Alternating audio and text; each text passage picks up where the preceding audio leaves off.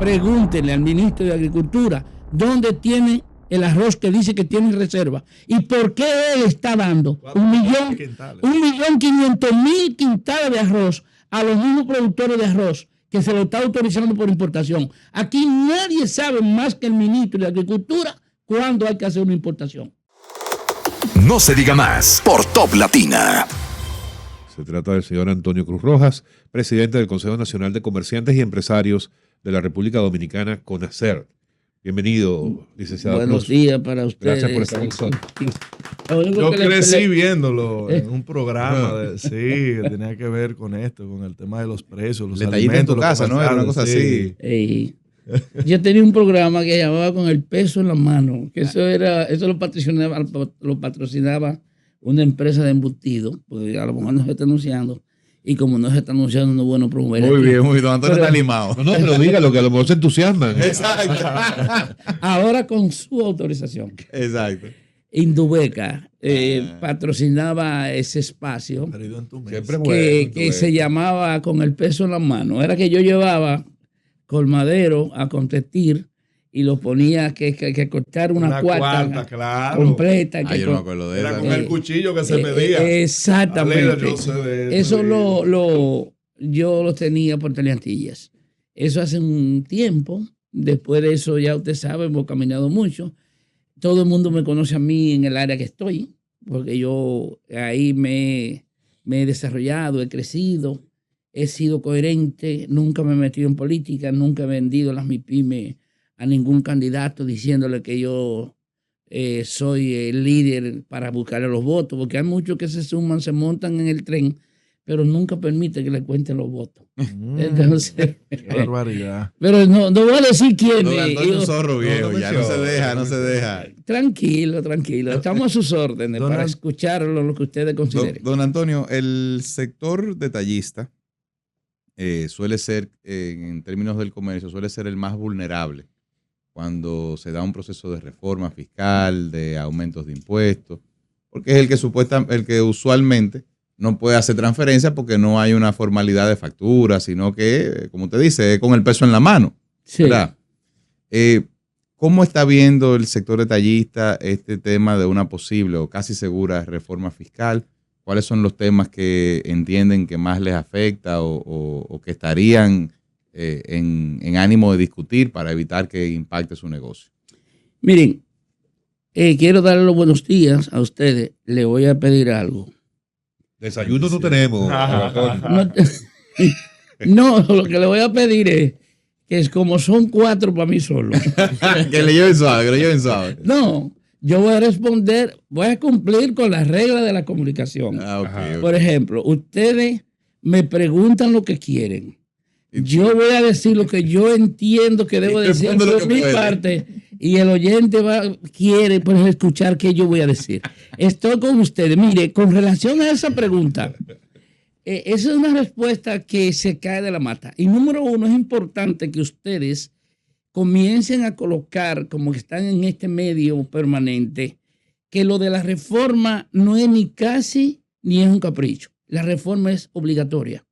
Aparte de que está contemplada en la Ley 01-12 de Estrategia Nacional de Desarrollo, que dice qué se debe hacer y cuáles son los pasos que se deben dar para hacer la reforma tributaria, fiscal, porque hay tributaria y hay fiscal.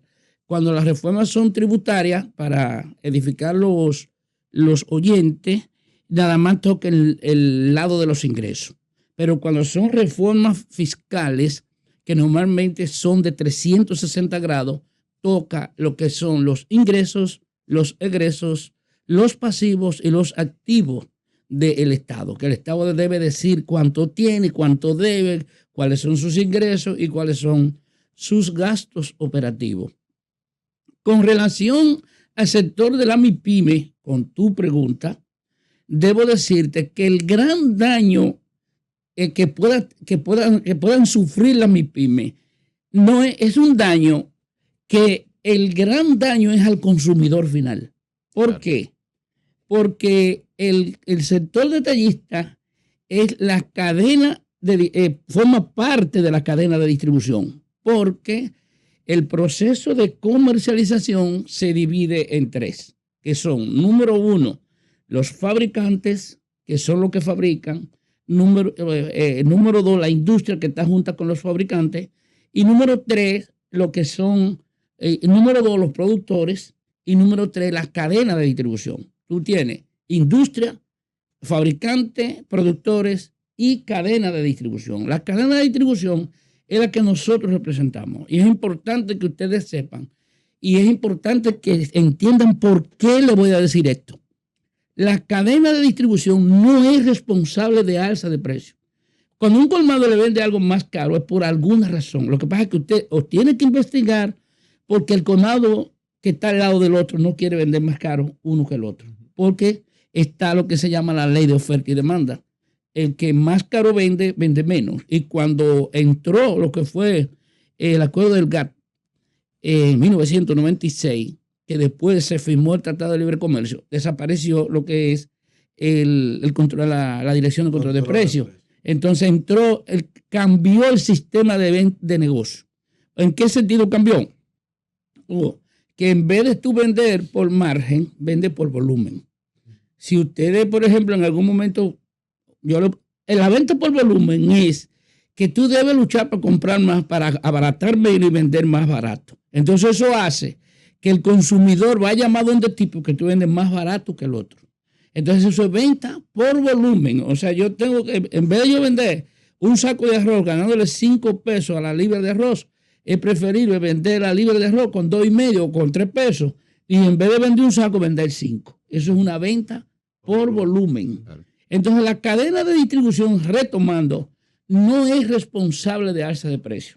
Número 1, porque la cadena de distribución lo que hace es que compra y recibe productos terminados. Porque intermediario. O sea, compra productos terminados que llega a la última eslabón de la comercialización. Y dense cuenta que ustedes muy difícil escuchan un comerciante que sea mayorista, que sea el mismo detallista, no publica que los precios subieron. El que publica que los precios subieron es el consumidor final, que es el que grita porque le han variado el presupuesto el presupuesto de la familia.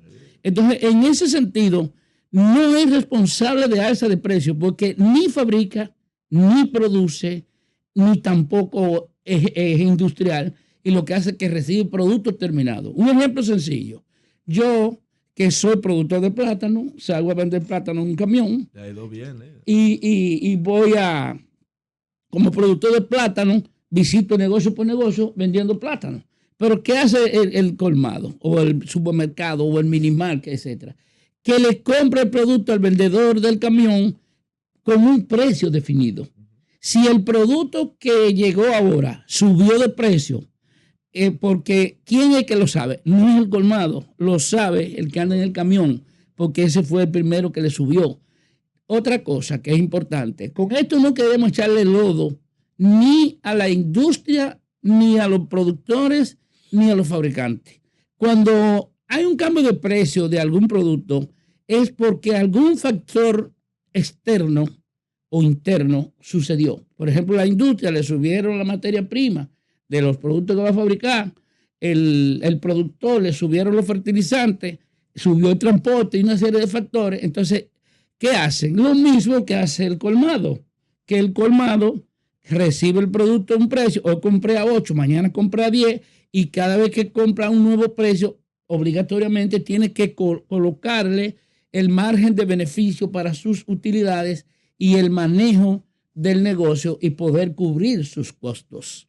Entonces, por eso yo le digo que la cadena de distribución no es responsable de alza y se afecta considerablemente si la reforma fiscal no toma en cuenta que ya no hay casi más productos del universo que se le pueda grabar más recursos. Y si se hace dentro de la reforma fiscal, obligatoriamente el Estado está en el deber de hacer un aumento salarial para que la gente pueda resistir el costo de lo que es la canasta básica. Y un factor que es determinante para que sea más claro, el 23% 3.1% de la venta de alimentos y bebidas no alcohólicas. La bebida no alcohólica es agua, refresco, té, jugo, etc. Eso representa el 23.1% del consumo nacional a las personas. Después, el que más cerca está no llega a un 12% el siguiente consumo. Entonces, en ese sentido, como ese sector de la MIPYME de servicios esenciales coloca entre 70 a 75% de los productos de consumo, alimentos y bebidas no alcohólicas, en ese mismo sentido se ha afectado el consumidor final. ¿Por qué? Porque si suben los productos, los alimentos y las bebidas no alcohólicas, si suben, entonces naturalmente que esa cadena es la que más se va a afectar. ¿Por qué esa cadena es la que más coloca? Porque es la que está en los sectores populares, donde está la gente con menor capacidad de compra y donde está la gente con menor capacidad de seleccionar el tipo de alimento que van a tomar. Entonces nosotros decimos, hay que tomar en cuenta lo que pasó con la reforma fiscal que se hizo en el año 2012, que ley 253-12, entonces 252-12. Entonces, en ese sentido, ¿qué pasó? Que se hizo un gravamen muy elevado a los cigarrillos, a las bebidas alcohólicas y a las bebidas alcohólicas y a los cigarrillos. ¿Qué trajo eso como consecuencia? Que el Estado perdió miles de millones de pesos porque la gente dejó de consumir los productos que estaban siendo fabricados de manera legal y corrieron al ilícito y al contrabando. Lo que se iban a ganar lo gastaron. ¿Me entiendes cómo es? Porque la gente, persiguiendo el ilícito. La gente, por ejemplo, puede dejar de hacer cualquier otra cosa, pero el que toma, toma. Sí. El que toma, toma. Y el que fuma, fuma. Entonces, y todavía ustedes oyen, si ustedes se ponen y revisan, hagan un análisis comparativo de cuánto era el nivel del ilícito y del contrabando en el año 2009 y a cuánto subió a partir del año 2012. Entonces, para que ustedes entiendan. Lo que el Estado esperaba recaudar lo terminó gastando en la persecución del contrabando, lamentablemente. Perfecto. Entonces. Tema de curva de Laffer. Como yo en principio. Y me perdona que te interrumpa. Sí. Hablé de que la ley 01-12 de Estrategia Nacional de Desarrollo es la que impone la reforma. Porque la ley 01-12 tiene estipulado o tiene previsto dentro de lo que es un radio de acción, lo que es el crecimiento económico del país 2012-2030. Y el gobierno que está ahí tiene que seguir por eso, porque primero fue aprobada. Segundo, es una ley que fue consensuada y aprobada en el Congreso Nacional y tiene que guiarse por ahí. ¿Qué dice la Ley de Estrategia Nacional de Desarrollo? Número 1, que debe ser una reforma fiscal integral. Cuando hablo de integral, es los 360 grados. Ingreso, egreso, activo, pasivo, deuda, etc. Entonces, pero también dice que debe ser consensuada y que no debe hacerse una reforma fiscal donde no haya ventaja para todos los sectores. O sea, que todos los sectores vayan de manera equilibrada. ¿En qué sentido? Entonces, por ejemplo, tú tienes que debe irte atrás y decir, déjame ver cuál es el presupuesto general de la nación. ¿Cuántos son los gastos presupuestados que tiene el Estado que se convierten en gastos tributarios? Entonces, en ese sentido, tú dices, bueno, hubo lo que fue lo de la pandemia, lo que pasó con la pandemia. En el momento de la pandemia, prácticamente obligatorio, ustedes saben que hubo que saber el país, en el sentido de eso no estaba presupuestado de que había que comprar vacunas y una serie de cosas que se hicieron, gastos imprevistos. Claro. Esos gastos imprevistos llevaron al Estado a gastar alrededor de un 20% del presupuesto y los ingresos se quedaron en 2.5. Entonces tenemos un nivel de presión fiscal muy baja. Al tener un nivel de presión fiscal bajo, eso hace que tanto los inversionistas extranjeros como locales tengan temor en materia de inversión. porque el Estado está dependiendo, completando un presupuesto general de la nación en base a préstamos. Entonces, mientras esté haciendo eso, eso equivale a decir que la población, que los inversionistas y el país está en una etapa que se llama riesgo país. Entonces, en ese sentido, hemos podido lograr confianza en cuanto a cambiar el nivel de riesgo país para pasar a una nueva etapa. Entonces, el Estado está obligado a hacer la reforma. Ahora, tiene sí que tomar en cuenta que aunque tiene todo el poder a partir del 16 del mes de agosto, está la población primero. Sí, correcto. La población está por encima del Congreso, independientemente. Es obligatorio y eminente que hay que hacer la reforma. No obstante, ¿por dónde? Así que se nos fue la luz.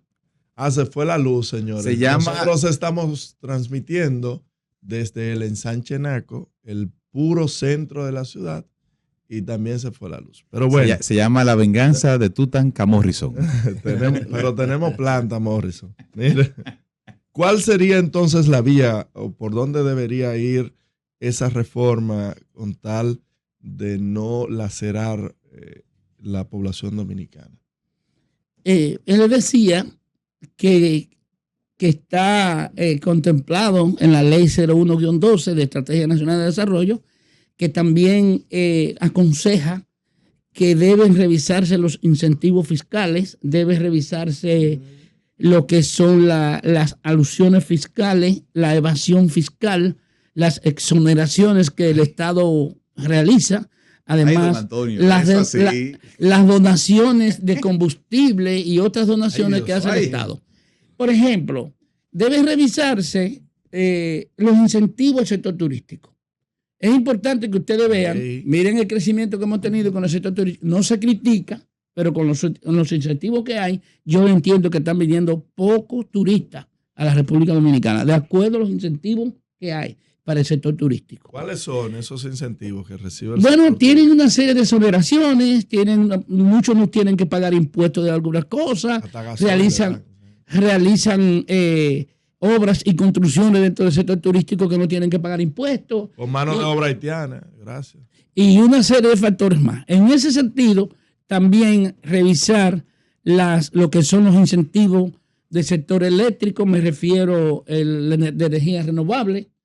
Es importante también chequear los incentivos de las zonas francas, que también, porque hay un factor que es determinante. Pero eso no iría en contra de el desarrollo, porque a ver, te doy ciertas exenciones, pero por ejemplo el sector turístico tiene una alta empleabilidad.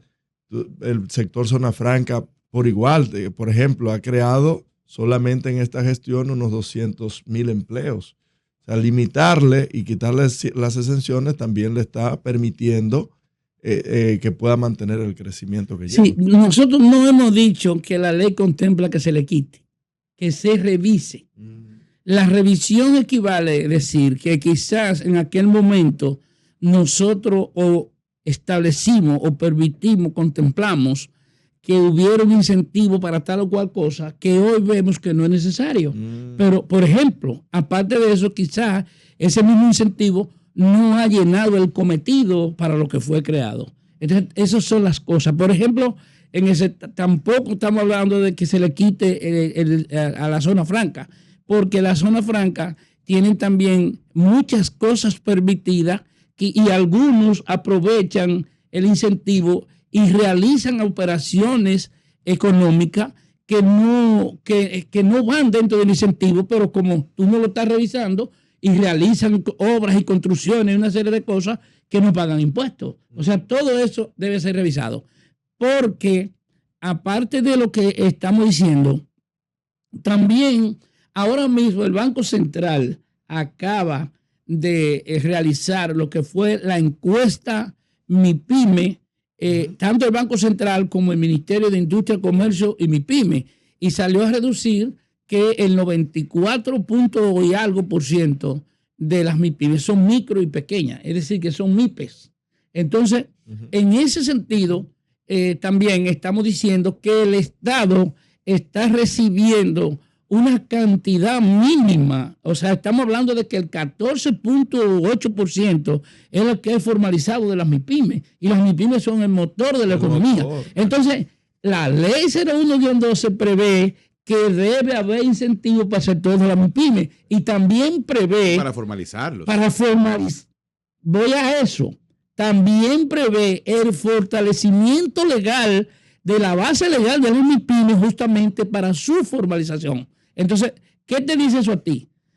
Que tenemos nosotros que tomar en cuenta y decir lo siguiente. Por ejemplo, se está manejando la Dirección General de Impuestos Internos para el sector de la micro y pequeña a través de un régimen tributario, régimen de tributación simplificado. Pero hay que ver cuáles incentivos tiene ese régimen. Entonces, yo le digo a ustedes... De hecho, no tiene ninguno.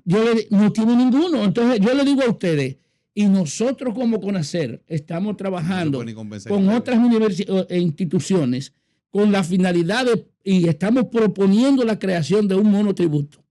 Y estamos proponiendo la descentralización del manejo del monotributo de la Dirección General de Impuestos Internos. Que lo siga manejando el Estado, pero fuera de la Dirección General de Impuestos Internos.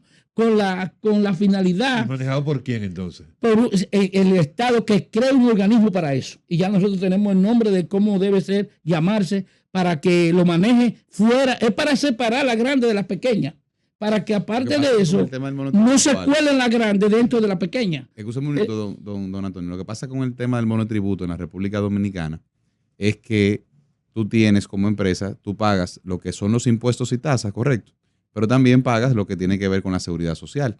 Entonces, a diferencia de, por ejemplo, España, donde tú concentras toda la recolección en una sola institución, aquí tú tienes que utilizar dos. Entonces, para tú poder hablar de monotributo en República Dominicana, tendrías que tener un organismo que reciba todo y distribuya. Esto va a DGI, esto va a Seguridad Social. Entonces, pero no, hay otra cosa. Para mí puede ser una unidad dentro de la misma DGI, don Antonio. Sí, bueno, pero eso como nosotros lo vemos. Claro. Eso no quiere decir que tampoco que el Estado lo haga. Claro. Entonces, pero sí, el monotributo contempla 11 actividades sociales que le permite a la micro y pequeña, que son el 98% del tejido empresarial. El 98%, por eso cambió el nombre de Industria y Comercio, que antes era Industria y Comercio. ¿Y ahora cómo se llama? Industria, Comercio y MIPYME. ¿Y por qué? Porque le dieron cabida a la micro y pequeña cuando determinaron que el 98% de la micro y pequeña son el 98% son el tejido empresarial. O sea, ¿qué te dice a ti eso? 88. Que entra dentro del mismo plano del libre comercio, del Tratado de Libre Comercio y del Acuerdo del GATT, que el Estado debe buscar impuestos e ingresos por volumen, no por margen. No sé si me... Así mismo es. Por volumen, no por margen. Entonces, en ese sentido, nosotros optamos y luchamos, porque hay otra cosa que ustedes no lo saben y que yo se lo voy a decir ahora. Ojalá no me digan ustedes, como me han dicho otros medios, pero usted me está abriendo los ojos. A ustedes no lo voy a decir eso porque yo sé que ustedes vienen aquí con los ojos abiertos. Entonces, miren. Ni tanto, hasta ahora... oiga esto. No llega con ello porque la informalidad total no existe. En cuanto ese 88% corresponde a la MIPYME. Sí, pero ese 85 puntos y algo de informalidad no existe como tal. ¿Por qué? Pagan impuestos. Porque esas MIPYME pagan impuestos, los que no declaran. Exacto. ¿Por qué? Porque todas esas MIPYME que son visitadas por empresas formales, le cobran el impuesto, por ejemplo, el ITEBI, y se lo retienen. Entonces esa retención después es enviada a la Dirección General de Impuestos Internos. Entonces, por ese concepto, el Estado sí recibe más de 100,000 millones de pesos que no tiene contrapeso por el hecho de que esas MIPYME no declaran. Como no declaran, ellos nada más pagan el impuesto, pero no hacen otra cosa porque no declaran. Claro. Entonces, nunca parece que tienen superávit ni que tienen reserva en la Dirección General de Impuestos Internos. Y eso es sencillo. Ahí, porque ustedes sabiendo que usted tiene ahí que usted tiene recibiendo una cantidad X de dinero y sabe que lo que lo están pagando no reclaman ni preguntan por nada, por eso el Estado, la Dirección General de Impuestos Internos, no en broma para que ese sector se formalice. No sé si me explico. Sí. Entonces, ese es un factor que está ahí y que es determinante. Aparte de eso, nosotros decimos que el Estado también, dentro del monotributo, debe contemplar varios renglones de incentivo para que las MIPYMES se motiven en cuanto al monotributo. Entonces, usted que hablaba de España, por ejemplo, el monotributo comenzó en el año 1998 en Argentina. Y revise si ustedes quieren, porque ya todo está en Google. Todo está en Google. Todo. Busquen el nivel de informalidad de la MIPYME, de la MIPE, micro y pequeña, en Argentina, en Brasil, en Paraguay y en Perú. Para que ustedes vean el crecimiento que ha tenido el proceso de formalización de la MIPE, micro y pequeña, no la grande. Estoy plenamente de acuerdo. ¿Estamos claros? Sí. Entonces, esa es una idea que nosotros soltamos y se la dejamos en el aire a ustedes en caso de que quieran seguir preguntando. Bueno, se nos acabó el tiempo, don Antonio. Es duro, don Antonio. Ya en otra oportunidad, Tiene que volver. cuando don vuelva, Antonio. yo le voy a preguntar directamente. No se la vamos a hacer hoy porque no tenemos tiempo. ¿Quién entonces es el que especula con los precios de los alimentos? Volviendo al tema inicial. Eso yo se lo doy un segundito. Pero un segundo, a ver. Sí, claro. La especulación tiene tres mercados. O sea, tres aspectos fundamentales. Capacidad de compra. Tener dinero, mucho dinero para comprar. Espacio para almacenar y capacidad de distribución. La cadena de distribución, la de distribución sobre todo, la micro, pequeña y mediana, no tiene fuerza para eso. Eso queda descalificado. Ya te dijo que Porque no tiene fuerza para comprar, para almacenar y para distribuir. Un colmado que compra un saco de arroz en la mañana, lo vende en el día y vuelve en la noche a comprar o al otro día a comprar. Eso no cabe ahí. Ahora, eso no quita que hayan dos o tres grandes que tienen, empresarios que tienen mucho dinero, los 4, 5, 8, 10 se ponen de acuerdo, compran la producción nacional de arroz, la guardan y ellos son los que ponen los precios, ellos son los que dicen lo que se va a distribuir y son los que regulan el mercado. Se convierten en un cartel. Dicho eso, última pregunta. ¿Hay especulación actualmente? En el sector nosotros no hay especulación. No. En el mercado dominicano. No. Si lo hay, es a grandes niveles, no a bajos Está niveles. bien, pero ¿hay o no hay? Por el momento yo no puedo decir que hay especulación. Lo que está pasando es que la ley de oferta y demanda no se está cumpliendo. Hay menos arroz que la cantidad que se consume. Y yo le digo a ustedes, pregúntenle al ministro de Agricultura dónde tiene el arroz que dice que tiene reserva y por qué él está dando 1.500.000 quintales de arroz a los mismos productores de arroz que se lo está autorizando por importación. Aquí nadie sabe más que el ministro de Agricultura cuándo hay que hacer una importación. ¿Estamos claros? Porque sabe por qué hay que hacerla y sabe que hay menos arroz que la cantidad de arroz que se está consumiendo. Eso quiere decir ley de oferta y demanda. Mayor consumo, suben los precios. Menor producción, suben los precios. Mayor producción y menor consumo, bajan los precios. Gracias, Antonio Cruz Rojas, presidente de CONACER. No se diga más por Top Latina.